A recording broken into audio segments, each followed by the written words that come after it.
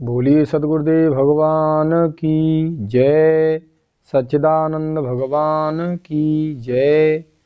सभी भाई बंधुओं को नमस्कार स्वीकार हो। तो देखिए, आज कर्म, उपासना और ज्ञान, इन तीनों पर एक साथ चर्चा करते हैं कि कर्म क्या है, कर्म का स्वरूप क्या है, उपासना क्या है अर्थात भजन ध्यान क्या है, और ज्ञान क्या है। तो देखिए, सबसे पहले कर्म का नंबर आता है। तो यहाँ एक दुआ है कि हे तो मोक्ष का ज्ञान एक नहीं कर्म नहीं ध्यान, रज्जु सर्प तब ही नशे होए रज्जु का ज्ञान। तो देखिए, मोक्ष का साक्षात हेतु ज्ञान है। ज्ञान से मोक्ष की प्राप्ति होती है, लेकिन ज्ञान प्राप्ति की योग्यता किसी भी मनुष्य में सीधे नहीं आती, डायरेक्ट नहीं आती कि उसे डायरेक्ट ज्ञान की प्राप्ति हो जाए। ऐसा नहीं है। ज्ञान प्राप्ति की योग्यता के लिए दो चीजें आवश्यक हैं, एक तो कर्म और एक उपासना। क्योंकि जो मनुष्य कर्म और उपासना कर लेता है तो उसी मनुष्य का अंतःकरण ज्ञान प्राप्ति के योग्य हो जाता है। कर्म किसे कहते हैं? कर्म का मतलब होता है कि मन, शरीर और इंद्रियों की जो क्रिया है उसे कर्म कहते हैं। हम मन से, इंद्रियों से और शरीर से यदि कोई भी क्रिया करें तो उसे कर्म कहा जाता है। तो देखिए, कर्म दो प्रकार के होते हैं, शुभ और अशुभ। तो शुभ कर्म यदि हम करते हैं और फल की इच्छा से करते हैं तो हमें स्वर्ग आदि की प्राप्ति होती है। और यदि हम शुभ कर्म करते हैं और निष्काम करते हैं अर्थात फल की इच्छा नहीं है लेकिन कर्म करते हैं तो हम उन कर्मों से लिप्त नहीं होते हैं। फिर जो हमारे अंतःकरण में पाप हैं वे निष्काम कर्म करने से निवृत्त हो जाते हैं। तो हमारे अंतःकरण में जमा होने वाले पापों की निवृत्ति निष्काम कर्म करने से हो जाती है। तो हमें चाहिए कि हम शुभ कर्म करें और लेकिन फल की इच्छा नहीं करें, तो इससे हमारे अंतःकरण के पाप दूर हो जाएंगे, हमारा अंतःकरण निर्मल हो जाएगा। अब दूसरा नंबर आता है भजन ध्यान का, उपासना का। तो भजन ध्यान करने का एक ही तरीका है, सबसे उत्तम तरीका, आंख बंद करके बैठ जाएं और आंख बंद करने के बाद में केवल देखते रहें। कुछ भी आ रहा हो देखते रहें, दृष्टा बने रहें। क्योंकि तुम्हारे सामने सब कुछ आ रहा है, क्योंकि तुम किसी को बुला नहीं रहे हो, वह बिना बुलाए ही आ रहा है। आ रहा है, थोड़ी देर टिक रहा है, चला जा रहा है। तो आपको चाहिए कि एक बात का ध्यान रखना है कि जो कुछ भी आ रहा है वह मैं नहीं हूँ, मेरा नहीं है। वह सब कुछ मेरे सामने आ रहा है, थोड़ी देर रह रहा है, चला जा रहा है, लेकिन सब कुछ मेरे जानने में आ रहा है। तो आपको दृष्टा बने रहना है, आपको देखने वाला बना रहना है। बस देखते रहें, कुछ भी आता रहे देखते रहें, देखते रहें, देखते रहें। क्योंकि तुम देखने वाले हो, तुम दृश्य नहीं हो। तुम किसी भी दृश्य को बुला नहीं रहे हो, सब कुछ अपने आप आ रहा है। आंख बंद करके जैसे मैं बैठा हूँ इसी प्रकार से बैठ जाएं और देखते रहें। कुछ भी आवे, कुछ भी जावे, तुम्हें किसी से कोई लेना देना नहीं है, बस देखते रहें। जब तुम इस प्रकार से महीने 2 महीने अभ्यास करेंगे तो धीरे धीरे तुम्हारा मन एकाग्र होना शुरू हो जाएगा, एकाग्र रहने लग जाएगा। तो कुछ भी आवे, कुछ भी जावे, बस देखते रहें, देखते रहें, देखते रहें।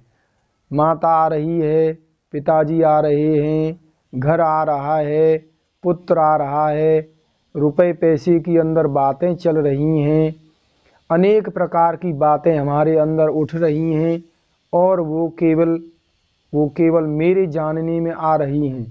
मैं किसी भी बात को बुला नहीं रहा हूँ, ये सभी बातें बिना बुलाए आ रही हैं, बस आती ही रहती हैं और इनको छेड़ना नहीं है। यदि तुम इनको छेड़ोगे तो इनमें उलझ जाओगे। बस इनको देखते रहें, देखते रहें, देखते रहें, क्योंकि तुम दृष्टा हो। जब इस प्रकार से देखते रहेंगे तो धीरे धीरे धीरे धीरे जो हमारे अंदर अंधकार का पर्दा है वह छटने लगेगा, धीरे धीरे छटने लगेगा और एकाग्रता शुरू हो जाएगी। जब हमारा मन एकाग्र हो जाएगा तो यही भजन ध्यान की उत्तम सीढ़ी है।